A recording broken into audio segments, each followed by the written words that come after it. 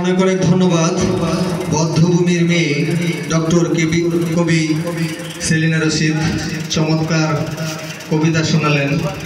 আমরা হারিয়ে গিয়েছিলাম সেই 1971 সালের ইতিহাসের পাতায়। এ পর্যায়ে আমাদের সামনে অতি সংক্ষিপ্তভাবে দুই একটি কথা বলবেন ডক্টর ইদ্রিস আলী মহাসচিব গাংচিল। ওনাকে অতি সংক্ষিপ্তভাবে দু একটি কথা বলার জন্য আর আমি আমন্ত্রণ জানাচ্ছি সভাপতি মহোদয়কে মঞ্চে আসন গ্রহণ করার জন্য।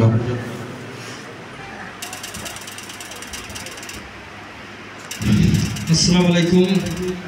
আবার আপনাদের সবাইকে শুভেচ্ছা এবং অভিনন্দন। এ পর্যায়ে আমরা কিন্তু গানচিলের অনুষ্ঠান করছি না, এখন আমরা অনুষ্ঠান করছি বঙ্গ টিভির, যার কর্ণধার যেটা আমরা দেখছি মায়ারাজ। এ অদ্ভুত একটা মায়াবী নাম আর কি। মায়ারাজের সাথে আমার আগে পরিচয় হয়নি।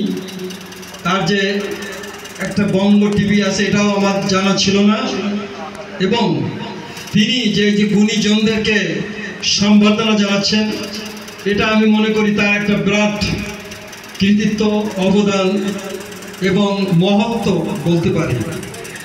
যাই হোক, আমাকে অতি সংক্ষেপে কথা বলতে বলা হয়েছে।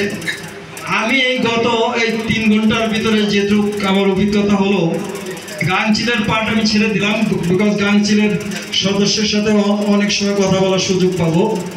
ডক্টর সেলিনা রশিদ, যত বুঝেছি, যত শুনেছি, তত বিস্মৃত হয়েছি, চমৎকৃত হয়েছি।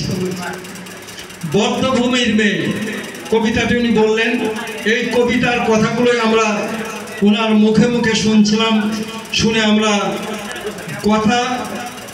কষ্ট পেয়েছি, ব্যথা পেয়েছি এবং আনন্দ পেয়েছি যে মহান আল্লাহ তাআলা ওনাকে এতগুলো